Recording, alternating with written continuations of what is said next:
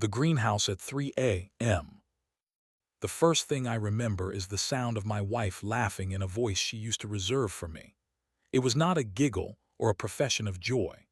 It was the slip of silk over skin, that intimate little rustle you hear when someone turns toward a kiss, expecting it.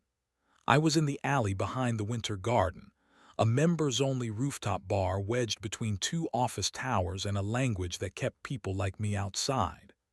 The rooftop was a glass house peeled open to the night, all fern shadows and amber light. The door guy squinted at my contractor's badge, checked a clipboard that didn't need checking, and said, "Deliveries use the freight," which is a polite way to say, "You belong here only as far as the boxes you carry." I didn't have boxes. I had curiosity and a stupid, stubborn hope. That gets you further than you think in this city, though never where you planned. My name is Jonah. I'm the kind of person buildings trust with their private conversations. Officially, I design urban gardens, balconies that stop sulking, rooftops that remember shade, courtyards that learn to breathe again. Unofficially, I am a man who knows how to listen to the way a door chooses to close and what a vine wants when it reaches and hesitates. I married Leela in a summer that ended too soon. She has a talent for making events look like they wanted to happen with or without you. Leela can convince a room to change its mind. We don't have children. We once had a goldfish we kept alive for much longer than decency demands. It swam with the earnest focus of a creature pretending not to be trapped. When it finally stopped, we held a funeral in the kitchen and didn't say the thing we were both thinking. You can do everything right and still watch something you love end because endings are, sometimes, simply practiced. A month before I found myself in that alley, I was playing sous chef in our apartment, reducing tomatoes until the kitchen smelled like August and confession. Leela was at the island swirling a glass of wine as if she were editing the evening into a better draft. "Big week," she said, trying to make it sound like news and not a warning. "Tell me," I said, placing a spoon in her palm like a communion. She tasted the sauce the way she kissed me when we met, curious first, then certain. 2 launches, 3 walkthroughs, and a donor breakfast at the Winter Garden. They've put in a glass runway between the palms. It's ridiculous. It's perfect. "You hate it," I said. "I love how much I hate it," she admitted. "It's an object lesson in seduction. They built a space that looks like a secret and priced the secret so only a certain kind of mistake can afford to be made there." Leela's genius was that she could say a sentence like that and then shrug into a sweater and ask if I'd water the lemon tree before bed. That night, after she fell asleep with her face turned toward the window like the future had better lighting, I listened to our apartment. The pipes hummed their old lullaby. The neighbor upstairs dragged a chair across the floor, the same way she did when she took off her heels and decided to believe herself again. I stepped into the hallway to bring in a package and saw Leela's blazer on the hook, the pale lining catching the light like a handkerchief waving from a train. In the pocket, a little cardboard sleeve from the Winter Garden, the kind they put room keys and romance in. The sleeve smelled like citrus and a story I wasn't ready to know the ending of. The sleeve wouldn't have mattered if not for the new password on Leela's phone. I'd never needed it and still didn't, but it flashed at me one morning when her alarm was being heroic and refused to be negotiated with. On her screen, in the face of code, a tiny hint, greenhouse. Leela hates hints. She prefers a straight line to an answer. So when I saw that word, greenhouse, the room filled with an air I recognized. Not proof, possibility, a lattice asking for a vine. I didn't open her phone. I did not become a detective. I became a man who read the wall calendar better than he had in years. On the days she wrote WG, I wrote breathe.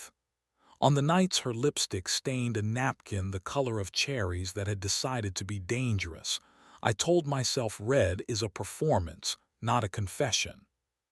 When she slid into bed late and put her hand low on my stomach, when she moved her mouth to my throat with a space-clearing sigh, I let myself be taken into the sort of kiss that knows you well enough to use your name as a lever. We made love slowly, like we were memorizing each other in case one of us forgot how to sleep next to the other. She climbed onto me with patience and purpose, not theatrically, but as if her body had a map, and was delighted to find every landmark still where it belonged. I held her hips and let her set the place and the pace. When she finally arched and shuddered, it happened in the quiet we built together. Her breath a small, rough ribbon, my name in it like a knot coming undone. After we lay there in the sweat and the tangle, and I pressed my lips to her temple. "You're somewhere else," I whispered. I didn't mean it as an accusation. It came out as an ache. "I'm everywhere," she said into my shoulder. It was not a lie. It was a truth that included me and didn't. She fell asleep. I watched the ceiling remember rain. The next morning, she left early in a dress that convinced morning to change its mind. I went to a job site. A nonprofit had hired me to turn the flat roof of a shelter into a garden where women could put their hands in soil and not be afraid of what they might find there. We rolled out beds. We carried sacks. We argued with a sun that behaved like a celebrity. In the middle of it, my phone buzzed with an email I wasn't supposed to receive. A shared document, a vendor list for the Winter Garden Gala. There on the list, A. Fox, photography and creative direction. I am not superstitious. Names rarely scare me. But that one felt like a pair of eyes I would not want to meet first in a dark hallway. I asked my friend Mara about him. She produces a podcast about rich people making poor decisions in public. "The money calls him Alexander," she said, "but he signs emails A. Fox because he thinks a period is a brand. He's a real artist when he's broke and a real menace when he's hired." "You've met him." "I've been hit on by him," she said, rolling her eyes. "I told him my camera was a Shabbat dinner and no one touches without permission." She looked at me the way only friends can. "Why are we talking about him like he's an eclipse?" "No reason," I lied badly. "Then show me your hand," she said. "When you work with soil, your hands confess more than your mouth." She held my palm like a tarot card. "You're trying not to dig." "I'm trying not to dig," I agreed. "Leave the shovel," she said, touching the center of my palm with a finger light as advice. "Build a trellis, make the truth climb it." So I did what I do best. I built something that would either hold a vine or expose a wall. I emailed the Winter Garden with an offer, leaning on the sort of credentials money likes to fold into its pocket. Urban eco-consultancy, visual botanical staging. I attached photos of the women's shelter roof, shadows and sun speaking the same language for once. The manager wrote back politely and asked if I could come by at 10 that night, when the space is quiet and the humors are right. I put on a shirt that forgave me my anxiety and went. The alley smelled like wet cardboard and a promise no one intended to keep. Inside, the Winter Garden was all glass and breath. The palms were tall enough to gossip with clouds. The fiddles puckered their leaves like gossip that had been caught. At the far end, beneath a cascade of pendant lamps pretending to be moonlight, Leela. Vinyl green dress that sounded like a whispered argument when she moved. She didn't see me. She was busy being necessary. She lifted her chin to laugh at something a man said, and the man was the kind of beautiful that looks like a choice. Haircut you can set a watch by, mouth a little too sure of its own grammar. I could have retreated. I could have invented a fire. Instead, I practiced my psychology, the version of myself who feels less has a path too. I walked toward Leela as if I were supposed to be walking toward Leela. "Jonah," she said, and in her voice a tiny crime happened and tried to hide. Surprise is a patient animal. It waits in the throat until called. She touched my arm like a person touches a painting they promised not to touch. "What are you?" "Consulting," I said gently, lifting my clipboard like a passport. I turned to the man, stuck out my hand. "Jonah Avery." "Alex," he said with an accent you could buy in Brooklyn if you knew the right bartender. He didn't give a last name. He pictured it hovering over his shoulder like a drone. "Leela has been telling me you make cities less angry." "I give them something to grow around," I said. It came out tender and sounded like a threat. He smiled and saw himself in the smile. We shook hands. His grip was the kind that tries to turn a greeting into a win. I have built trellises that speak more convincingly. Leela managed the moment like a surgeon switching teams mid-procedure. "Jonah's here to advise on the plant's staging. We want to keep the line of sight clean, but make it feel like stepping into a Miss C.N. scene instead of a mall." "Always the poet," I told her. She tilted her head, the skin below her ear blushed. There are places on a person that tell the stories the mouth refuses to. That small flushing hurt me more than any kiss could. It confirmed a map I did not want to be reading. We walked the space. I made notes I would later turn into a plan. I suggested we bring in ferns with a rust underside so the light would catch and make them look like secrets about to be confessed. I said we could hang Spanish moss thinly and low, convince the air to carry a new past. They nodded. Leela showed me a corner with poor circulation. I told her which plant could survive a sulk. On the way out, Alex put a hand on my shoulder with the entitlement of a person who has never been told no in a language he recognizes. "We should collaborate," he said. "You're green, my eye." "I'm colorblind," I said, and the lie pleased me with its effort. "I see architecture better than color." "Then we are twins," he said, and made it sound expensive. At home, Leela put her key down next to mine. The two keys looked like a pair of promises that had been introduced at a party and had no idea what to do with each other. In the bathroom, she watched me in the mirror while I brushed my teeth and asked, in a careful voice, "Are we okay?" "I'm building a trellis," I said with foam on my lip. Humor is where I go when flight and fight can't agree on a playlist. She turned, leaned her hip against the sink, drew me closer by the back of the neck and kissed me like someone who knows the exact line between explanation and apology. Her fingers slid under my shirt slowly, mapping muscle and motive. "I want you," she said without drama. She rarely said that. She preferred the language of suggestion. The directness undid me. I lifted her onto the counter and watched her eyes shift from brave to hungry as my mouth tracked the places on her body that years had taught me always answered. The little hollow where her hip bone asks for light. The inner arm where her pulse shows its throat. The underside of her jaw where she tasted like salt and decision. She wrapped her legs around me, drew me close, and for a while there was no gallery, no greenhouse, no Alex with his ringmaster's posture. There was only the lovely old fact of us, skin explaining skin to itself.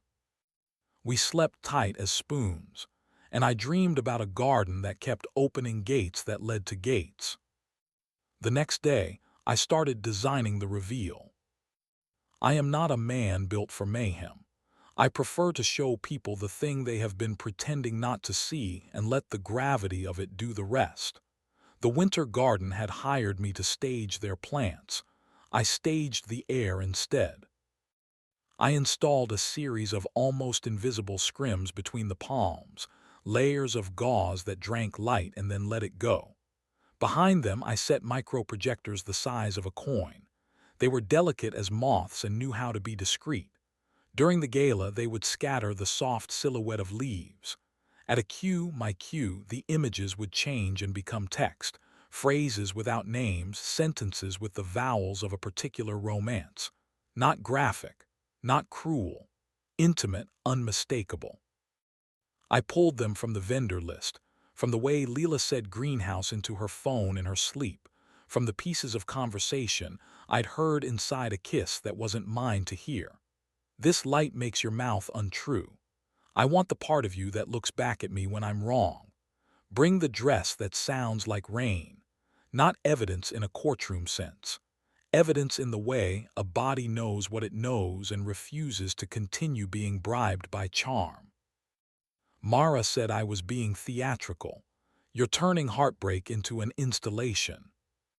I'm turning ghosting into ghosts, I said. They deserve to be seen. Collateral. Minimal, I promised and meant it. I didn't want a blood sport.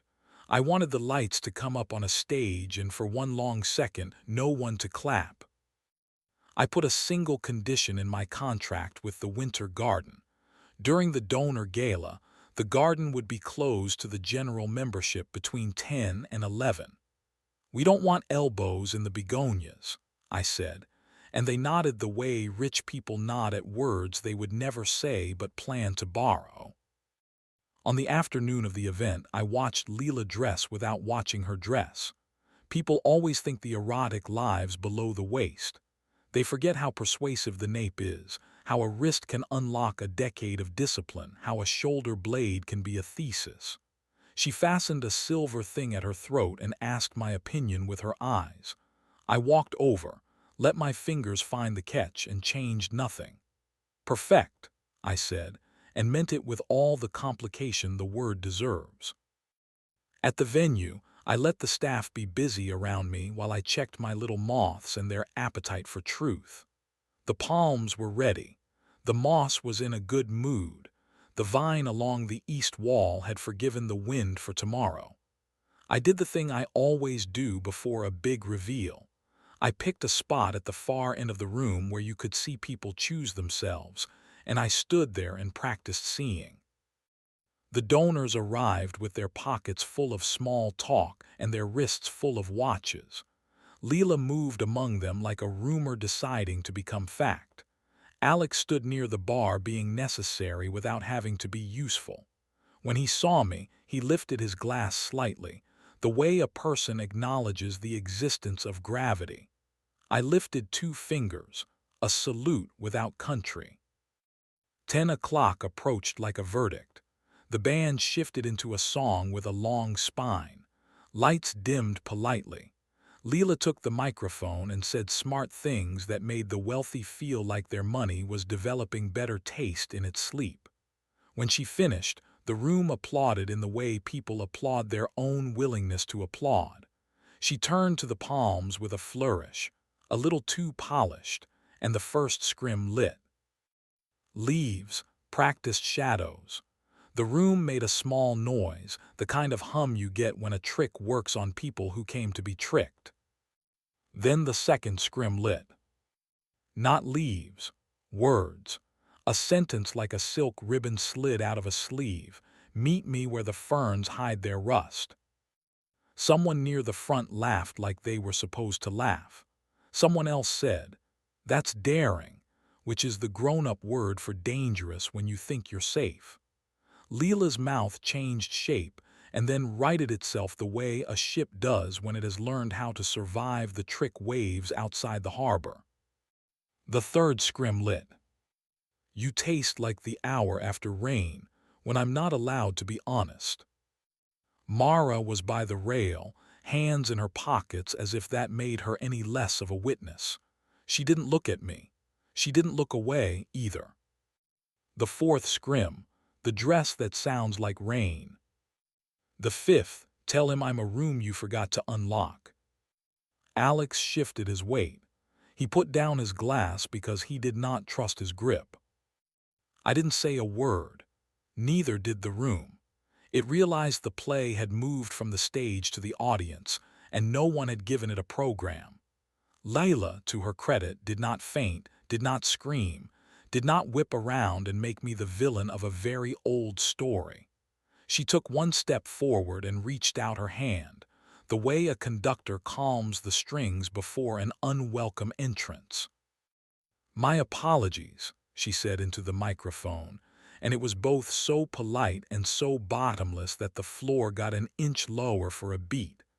"An installation error. We'll resume the evening outdoors while we adjust." She turned the mic off, handed it to a colleague, and looked up at the palms like she had never seen a plant before. I walked to her because we have always made hard things easier by sharing the surface area of our skin. She did not step away. She did not touch me. Her eyes asked a question as big as a city and as small as a look-up table. "Yes," I said quietly, "I know." She nodded once, as if the word had been a bolt finally finding its nut. Then she turned to the staff, sorted a solution like a maestro, and the garden emptied itself of everyone who didn't belong, which left the three of us. "Your work," Alex said to me, trying for a laugh and getting the sound a door makes when it was painted shut, and someone decided suddenly to be brave. "Very immersive." "Leaves have edges so they can climb," I said. "So can language." He glanced at Leela, then at my hands as if I were the kind of man who might let my revenge draw blood. There is something intoxicating in that assumption. I let it pass through me like a draft. "I'm leaving," he said to her, and it was both declaration and dare. "Yes," she said, and the yes was not for him. It was for the truth. It sounded heavier than any ring. He went. He walked past the scrims like a man moving through a documentary about a mistake. The door closed. The room exhaled. We did not fight. We did not rip each other's costumes off in a performance of feral hurt I would have regretted in the morning. We stood among the plants and let the night wrap us in its elastic mercy. "I'm sorry," she said at last. "For what you did." I asked not to be cruel, but because we had edited ourselves for too long. "For how much longer I was going to do it if you hadn't told the room to speak," she said, and it felt like forgiveness trying on a dress without zipping it yet. "I fell in love with a self I am not, and I used him as a mirror. I didn't stop to ask what it was doing to you, to us." "We are not a crime scene," I said. "We are not a mystery either. We are a house that doesn't want to lie to its walls." She looked at the scrims then, at the words still glowing as if they were practicing how to live outside of throats. "They were beautiful," she said, and in her mouth beautiful sounded like guilty. "Even the parts that made me want to run." "We can exit without running," I said. "We can leave by the front door." We did. We walked out into a city that has always forgiven lovers for making new maps. Divorce is made of paperwork and kindness. The paperwork is mandatory. The kindness isn't, which is why it's holy. Leela and I sat through the meetings like people who had spent a long time pretending the house wasn't sinking and had finally felt dry ground under their feet. We split the furniture the way you split a favorite book, carefully, accepting the mystery of why some pages insist on coming with you and some do not. At the shelter garden, the women planted beans that argued with the trellis and then agreed to climb it anyway. One of them, Ruthie, told me beans are stubborn because they remember trees. "We all do," she said. "We all want to go up, even the ones who swear by down." I moved into a small apartment above a bakery that woke like a tenor. The bedroom window faced a fire escape that practiced its scales in the rain. I bought a table from a man whose hands wanted to retire. I let the lemon tree choose its corner. Leela kept our apartment. She repainted the bedroom a color that forgave the afternoon. I didn't see Alex again for a long time because the city loves coincidence only when it thinks it will help. When I did, he was at a show Mara was covering, standing alone with his drink like a metaphor. He nodded in my direction, took a breath, changed his mind, and followed it into the hallway. When I came out for air, he spoke without the prompt of his name. "You could have ripped me apart." "You're not paper," I said. "You're a person who did a thing. I'm not a paper shredder. I'm a gardener." "And what do gardeners do?" He was trying for contempt. He didn't have the stamina. "We prune," I said. "We compost, we plant, and then we wait." He looked at the cigarette between his fingers like he'd forgotten how to be cliché. She's doing well," he said, half statement, half question. "She's doing honest," I said. "That looks like well when you squint." He nodded, and then he did a cool thing. He said, "I'm sorry," and it didn't stink of performance. He let the cigarette die unlit in his palm. I started seeing someone without meaning to. Her name is Sana. She runs the bakery underneath my apartment and pretends not to be a poet. She makes bread that tastes like a neighborhood that can tell time by smell. She laughed at my first joke like she was willing to break a small personal rule. We spent a month talking about yeast and the stupidness of crosswalks before our hands decided to graduate us. The first time she came upstairs, she put her bag on the chair by the window and stood looking at the fire escape like it was a dragon she had been expecting. "I'm not a rescue," she said. "I don't lift damsels," I promised. "I like balconies," she said. "I build those," I said. We kissed the way two people kiss when their bodies know the price of hurry. Her mouth opened only when mine asked a better question. Her shirt was soft and obstinate. Her skin had kept secrets without getting bitter about it. We learned each other slowly, the way good cities teach you a neighborhood at the pace of your feet. I traced the length of her back with 2 fingers and felt the same old synapses fire, but this time they were not trying to cauterize anything. They were tracing a path. When we finally lay there, the two of us breath-wet and serene, she rested her cheek on my chest and said, "You smell like tomato leaves." "I was with the lemon tree earlier," I murmured. "It's jealous I'm spending time with a rosemary bush on the east side." "You adulterer," she grinned, and the word somehow carried no ghosts. Leela and I text sometimes, like civilized ruins to neighboring towns. She sends me pictures of vines at the winter garden I trained to forgive wind. I send her pictures of the shelter roof when the beans got their way, and learned to be the kind of green that insists. We share the occasional foolishness we would have saved for each other once. A dog wearing sunglasses like it was paid to. A van painted to look like a whale. A typo in a menu that turned the chef into an anthropologist. We do not share new lovers. We are not that kind of modern. We are a different species of former. People who meant their vows but can say not anymore without needing to light anything on fire. Sometimes at 3 in the morning, I wake to the sound of the bakery downstairs throwing its first trays into the oven. The air climbs the stairwell like a rumor. Butter, heat, faith. In that hour, the city removes its jewelry and looks you in the mouth. I lie there and think about the first time I heard my wife laugh a laugh that had learned a new grammar, and I bless the man I did not become. There is a universe where I raged, where I broke glass and cameras and careers. There's another where I said nothing and let the lie eat the house. I live in the version where I made the walls speak and then learned to be quiet. The greenhouse, by the way, still calls to me. Not the winter garden with its prices and performed secrets. The real one.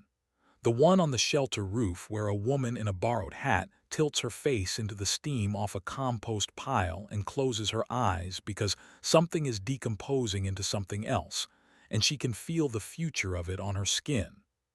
On those afternoons, I water the tomato leaves and think about how the erotic is not sex but attention. I think about how I once loved a woman who tasted like rain when she told the truth, and how I now love a woman who smells like bread when she says my name. I think about how a man can survive a betrayal not by learning suspicion, but by refusing to live anywhere that requires it as furniture. I'm not a moral.